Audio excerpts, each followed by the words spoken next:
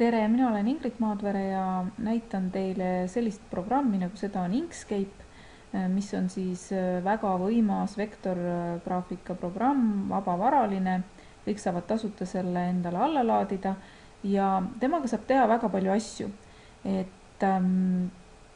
Igasuguseid logosid, jooniseid ja nii edasi ja näiteks ka siduda võib-olla 3D disainimisega see asi.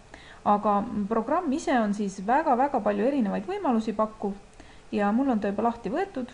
Siin üleval on siis menüü, kus on kõik kirjas.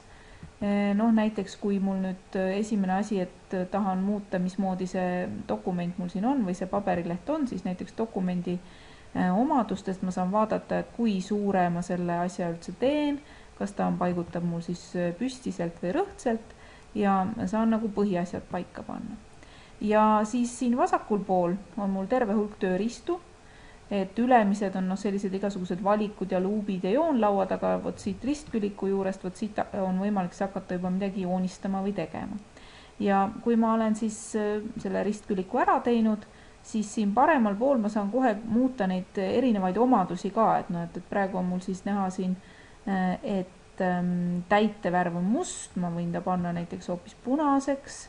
Ma võin ka valida, et kuidas ta seal sees on, et siin kõik nagu näitab seda, et mismoodi ta välja näeb. Siin kõrval saab valida kohe joonevärvi, et praegu mul joont üldse ei ole. Nüüd mul on siin must joon. Ma saan määrata näiteks, et kas ta on läbipaistev või ei ole, kas ta on selline udune, blurritud või ei ole. Nii et neid asju on nagu väga palju, mida ma saan valida ja ka näiteks joonestiili. Et missugune ta on, et kas ta on tavaline või on ta siis mingisugused punktiirjooned ja kui lai ja nii edasi. Nii et hästi palju erinevaid asju saab valida. Ja siin vasakul on veel neid erinevaid, et ma saan küll 3D kaste teha, saan teha selliseid ringe, igasuguseid kujundeid. Nii et neid on, võimalusi on väga palju. Ja kui ma olen mingisuguse kujundi nüüd teinud, ka pliiatsiga on võimalik joonistada sellise sulemoodi asjaga, kirjutada, et saan valida erinevaid fonte ja kirjutada teksti, siis see sprei, see on siin pigem nagu selline kopeerimisvahend, et nüüd kui ma tahan, siis ma saan seda teret igale poole kopeerida. Ja kustukumm ei tööta ka päris nii, nagu siis kustutamine mujal. Ja värviämbriga ma saan näiteks asju värvida teist värvi, kui ma tahan. Ja siis see viimane tööriist, see võimaldab niimoodi muuta, et seda värvi, et läheb siin punasest roosaks või ma ise määran nagu selle ära.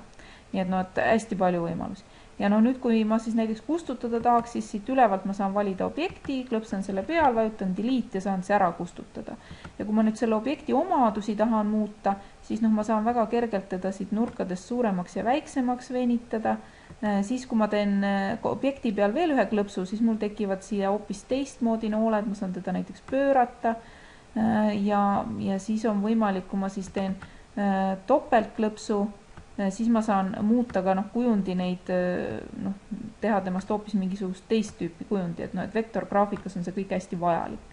Ja tegelikult, nagu te näete, et kõiki neid nuppe ja asju ja menüüsid on siin meeletult palju ja kui te tahate seda Inkscape'i tundma õppida, siis mina soovitan, et kõige parem on see, et minge YouTube'i, teen ühe brauseri lahti siit, kirjutan YouTube ja pange otsingusse Inkscape ja tutorial.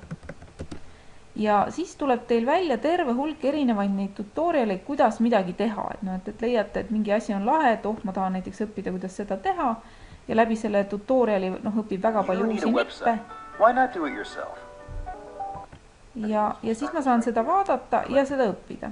Nüüd üks asi, mis võib-olla võib natukene muidugi takistuseks olla, et need tutorialid on inglise keeles ja kui mina oma programmi alla laadisin, siis see on eesti keeles, aga ma näitan teile ära siis ka, kuidas on võimalik keelt muuta. Et lähen redigeerimine, võtan siit alt preferences ja vot siin on selline osa kohe nagu liides ja vot siit ma saan valida nüüd niimoodi, et ma valin siis näiteks, et ma video järgi saaks paremini teha, valin näiteks inglise keele.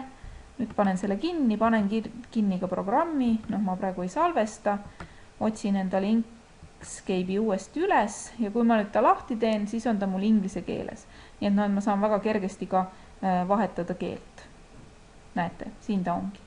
Ja kui ma oma tööd olen valmis teinud, siis salvestamine on siin, on võimalik siis salvestada sellesse vektorgraafika formaati SVG, aga loomulikult, nagu te näete, hästi palju erinevaid teisi formaate ka, nii et tegemist on sellise väga võimeka programmiga, millega on võimalik teha väga palju asju.